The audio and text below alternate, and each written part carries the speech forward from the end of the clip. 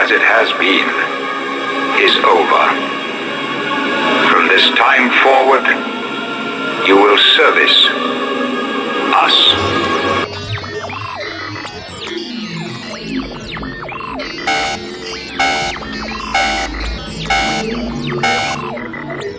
Good day and welcome to Drew's Book Reviews. Today we get to talk about 21 lessons for the 21st century. So if you want to know what Yuval Noah Harari has to say about 21 things that we need to tackle and that we should take care of in the 21st century, stay tuned. That is coming right up here on Drew's Book Reviews.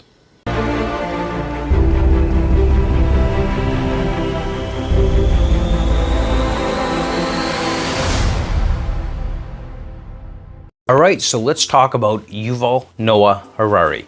Now before we get into that, take a moment to like, subscribe, and don't forget, after you're done watching this video, leave your comments below. Join me over on the Discord where we can have a great chat about these books.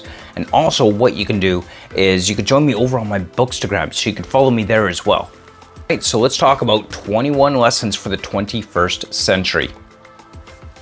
Yuval Noah Harari is quickly becoming, if he isn't already, one of my favorite nonfiction writers, because Harari just has a way with words where he presents his arguments in such an effective way that even those arguments I disagree with, I still have a hard time saying that he's made a bad argument for the opposite. His writing style and the way he presents his material, he is well researched and makes some really good, well-honed arguments over a variety of issues. He's also got some really great works with Sapiens, A Brief History of Humanity, and Homo Deus, A Brief History of the Future. If you haven't read those ones, I highly recommend those books as well. Yuval Noah Harari is just a fantastic writer, and I love his writing style that he puts forth into these books. 21 Lessons for the 21st Century tackles a variety of issues that we are facing in the modern world and humanity. And these are issues of some pretty big importance globally. And I don't necessarily agree with his take on these issues 100%, but like I said, he makes some really good, well-honed arguments on these issues and kind of gets you thinking like, well, yeah, what about this? How do we deal with this? Throughout this book, we could basically break down his arguments into three separate types of arguments or categories and three main bigger issues that we need to focus on in the 21st century when we're looking at how to figure out where we go from here. So the first is ecological disaster and climate change. So this is a big one. Global warming, climate change, this has been, going around for decades in the news media and the science data. And now I gotta be honest, for myself personally, if you were to ask me 20 years ago if I thought climate change was real, I'd be like, no, it's ridiculous. That's not happening. The data's all skewed. I would have argued against the very concept of global climate change 20 years ago. I've changed a lot since then. I definitely have a better understanding of it. And honestly, thinking back, looking at my childhood, I remember winters in Edmonton where I grew up, Edmonton, Alberta, winter would show up before Halloween and it wouldn't go away until March. You would see average winter temperatures, like in December, for example, back in the 90s, we were looking at -14 as an average typical temperature in December and at -14. This was normal in my childhood. These were things that we would expect, and the snow would just stick around all winter. But now, in my adult life, I moved out here to Victoria, BC in 2015. But before then, even, winter in Edmonton is now this constant thaw and freeze cycle that I just didn't see when I was growing up. And now, you look at some more recent weather data, we're looking at average winter temperatures anywhere between -4 and -8 in December. Like, if that to me is like, wow, something is happening here. This is well outside of what it normally would have been when I was growing up. So tackling the issues of climate change is certainly something that Yuval Noah Harari discusses in this book. And how do we deal with this? And how do we resolve this? So of course, big thing he talks about is getting away from these fossil fuels that we're dependent upon and moving towards more green energy sources. But with these global climate change, I definitely, understand climate change. Well, I don't know if I fully understand it, but I understand that it is a thing and that it is real and that we've contributed a lot to the disasters that we're seeing. I mean, Every year we see more forest fire reports, more hurricanes, more severe weather, more droughts across the world. So definitely things are changing. But what I never hear talk about, Yuval Noah Harari doesn't really touch on this either, is it's all about what we need to stop doing, but not much about what we need to do to adapt to the change. Yes, he says, let's adopt greener technologies, let's adopt greener energy sources, but nothing about changing or adapting to the global climate change itself, only starting to engage in behaviors that stop contributing to it. But at this point, there's some argument to be made that maybe we're past the point of no return, so we also need to adapt to that. And I'd love to see more arguments about how do we adapt to this? How do we, change? How do we change so that we can survive what's happening as a species? Even if we all hypothetically dropped all the polluting, greenhouse gas emitting, carbon-based fossil fuels, if we dropped all that and the globe just instantaneously adopted green energy sources, that's great, but we still need to adapt to the changing climate because we've already set the machine in motion, so to speak. So I don't hear a lot of arguments from Yuval Noah Harari on how to adapt, so much as here's a problem, this is what we need to do to stop contributing to it. So I'd love to see more arguments in that respect, and we just don't see that here. The second for the second topic that Harari covers, and of course he breaks this down into different aspects of this topic, of course, is the technological revolution with artificial intelligence and bioengineering, and how when you grow up, you might not have a job. Data here, or as my friends like to call me, big data. No, not the data from Star Trek. I'm talking about the big data, like every time you access the internet, go online, register a new cell phone or computer, everything you do is tracked by me. Big data, you got it. I'm going to get to know you better than you could possibly know yourself. And what's amazing about this is I'm going to be able to control everything you do. I'm going to control our economy. I'm going to control our traffic with self-driving vehicles. I'm going to know you better than you could possibly know yourself. That's right, big data taking over the world. And yeah, we are artificially intelligent.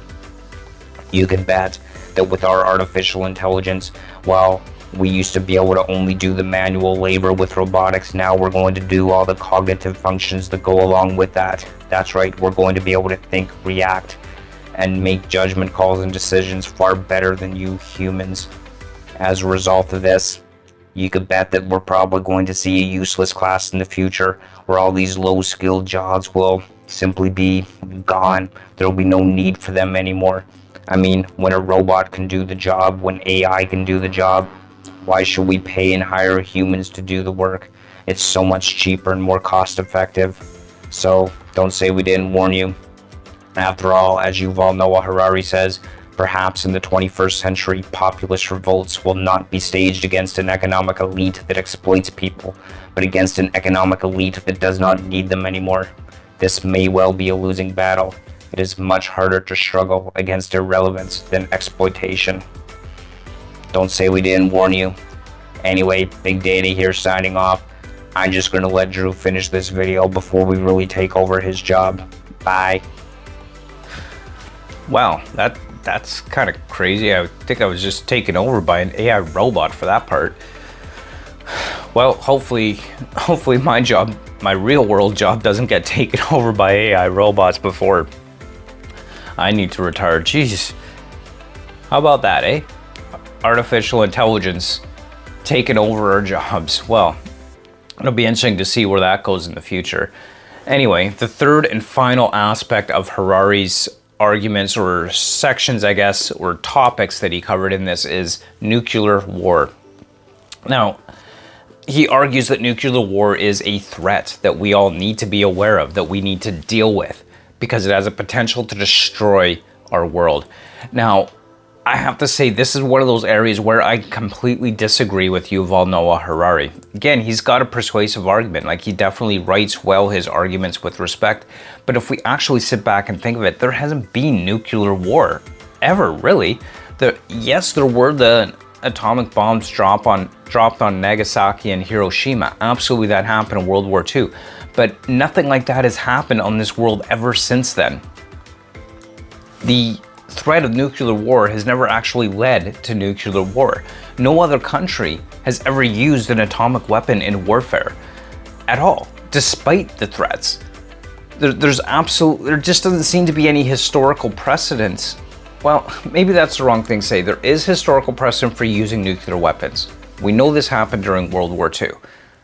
But since 1945 forward, no country anywhere in the world, even those with large stockpiles of nuclear weapons, has ever actually used a nuclear weapon against their enemies in a military conflict or otherwise. It just hasn't happened. And I would argue that it's because so many countries have nuclear weapons that it is essentially mad to use them, or mutually assured destruction. And this global stalemate is what has prevented nuclear war from breaking out to begin with. And I think Yuval Noah Harari's fears on this are essentially overblown. I mean, if we take a look at the total military-related deaths in global conflict since World War II, World War II had more war-related deaths than all the military conflicts globally since World War II combined. So our wars have even gotten more humane.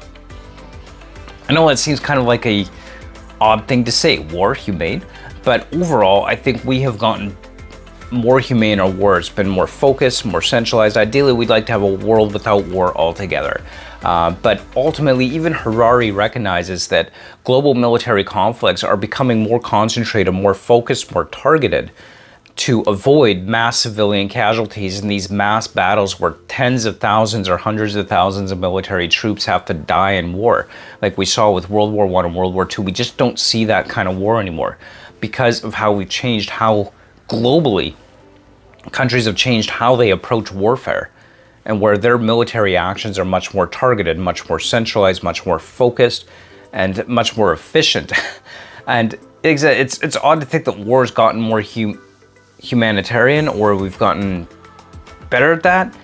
Because I mean, war is not good, period. I would never want to suggest so. But at the end of the day, the threat of global nuclear holocaust or nuclear war, I think, is significantly less, and not impossible, obviously. Countries stock nuclear weapons. I just don't think his fears or almost paranoia of nuclear war breaking out is nearly as much of a threat as he would make it out to be in this book. But overall, I have to say, I really enjoyed Yuval Noah Harari's book, 21 Lessons for the 21st Century.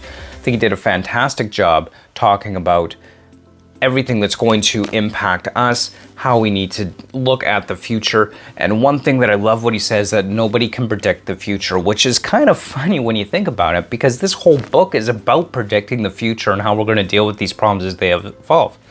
But he also emphasized nobody can predict the future. Don't believe anybody who tells you they can predict the future. So don't even believe Yuval Noah Harari when he says this is what our future is. These are only things that he thinks are possibilities it could be. And he definitely makes an effort to say, look, I'm not saying this is actually how it will be, but this is the potential of the technology and the advancement of the things that we're seeing. This is the potential of what our future could be. Here's the technology. What do we want to do with it? And how do we make the best future for ourselves, for humanity, and for our global culture? With these technologies in place, with the reality of the world we live in, how do we make that the best future we can? Yuval Noah Harari, as always, does a tremendous job of that, and I love what he did with this. It's just so well done. And I would recommend Yuval Noah Harari to anybody who's interested in these types of philosophical discussions about our future and technological progress. Great writer, fantastic book, recommend it all the while. Thank you so much for watching. I do appreciate it. And as always, don't forget to like, comment, and subscribe. Check out my Discord, check out my books to grab, that'll be linked below. Check out my nonfiction playlist. I'm sure I put it in the cards somewhere in this video. Check that out. And as always, like, comment, and subscribe. And until next time, keep on reading. Bye.